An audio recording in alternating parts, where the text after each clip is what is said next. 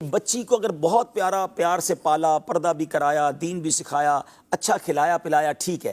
اب جب شادی کی باری آئی تو کیا دیکھا کہ وہ سامنے والے کا گھر کتنا بڑا ہے، گاڑیاں کتنی ہیں، یہ دیکھا کہ اس کا عقیدہ کیا ہے، وہ دیندار کتنا ہے۔ ہم نے ایسا بھی دیکھا اشفاق بھائی پوری زندگی اپنی بچی کو پردہ کروایا اور شادی کے بعد وہاں جا کے برقعے اتر گیا، کیوں گیا؟ وہ سسرال والے منع کرتے ہیں۔ ساری زندگی اولیاء، اہل بیت، غوث پاک، 12ویں شریف، میلاد کا ذہن دیا اپنی بچی کو، بچی بھی ماشاءاللہ نیک رہی، اور جہاں بھیجا وہاں کہتے ہیں وہاں تو یہ سب چیزیں کرنے کی اجازت ہی نہیں ہے۔ تو آپ نے کیا کیا اپنی بچی کے ساتھ؟ اچھا پھر اسی طرح سود کا کام کرنے والا، حرام روزی کمانے والا، یہ دیکھا ہی نہیں۔ اچھا آپ حلال کماتے بھی رہے، اپنی بچی کو حلال کے ذریعے پرورش کرتے رہے، اب شادی وہاں کر دی، رشتہ وہاں کر دیا جہاں حرام روزی کمائی جا رہی ہے۔ آپ نے اپنی بچی کے ساتھ کیا کیا؟ کبھی سوچا آپ نے اس کی آنے والی نسلوں کا کیا ہوگا؟ اس کی نسل اگر اللہ نہ کرے بدعقیدہ ہو گئی تو اس کا جواب دہ کون ہوگا؟ تو کیا دیکھیں؟ اچھا دیکھنے کے لیے تو باپ نے کیا نا۔ کون باپ برا چاہتا ہے؟ اس نے بینک بیلنس، دولت، گاڑی بنگلہ دیکھا، صحیح اچھا نہیں کیا اس نے۔ سب سے بڑی بات یہ کہ ہماری چیک لسٹ ہی غلط ہے۔ ہم نارملی لڑکا ڈھونڈتے وقت 3-4 چیزیں دیکھتے ہیں، دکھتا کیسا ہے، دکھتا بھی چل جائے گا اگر کماتا اچھا ہے تو، ٹھیک ہے نا، پھر اس کے بعد خاندان کیسا ہے، کوئی بری عادت تو نہیں ہے۔ اچھا بری عادت پہ بھی کیا چیک کریں گے؟ وہ بری عادت جو معاشرے میں بری ہے، نشہ تو نہیں کرتا، چوری تو نہیں کرتا ہے۔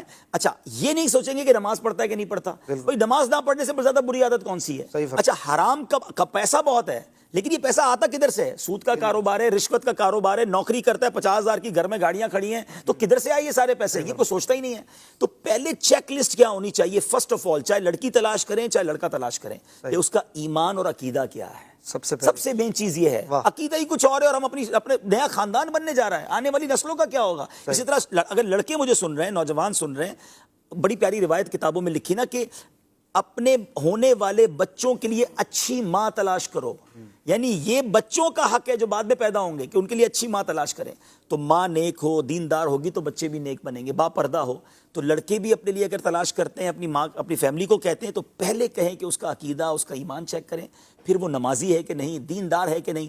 دیندار جناب رشتے ملتے نہیں ہیں، اب اتنا اچھا رشتہ آیا تھا، کامل تو کوئی نہیں ہوتا جناب، ہم نے تو بچی دے دی۔ آپ نے انتظار ہی نہیں کیا، اللہ پر بھروسہ ہی نہیں کیا۔ آپ یقین کریں اگر آپ نے صرف اس لیے رشتہ نہیں کیا کہ آپ کو اللہ والا نیک رشتہ چاہیے اور حلال کمانے والا چاہیے، آپ اللہ کی ذات سے امید رکھیں، اللہ غیب سے ایسا رشتہ بھیجے گا۔ اچھا ایک بات میں اور سمجھا دیتا ہوں، بات طویل ہو گئی، کہ مثال کے طور پہ آپ نے بہت مالدار دیکھا اور وہ اللہ کو ناراض کر رہا ہے، کما ایسے رہا ہے کہ اللہ کو ناراض کر رہا ہے، عادت ایسی ہے کہ رب ناراض ہے۔ بچی کو بیایا، کیا ایسا نہیں ہوتا کہ وہ مالدار کنگال ہو جاتا ہے؟ جس سے رب ناراض ہے وہ کبھی بھی برباد ہو جائے گا۔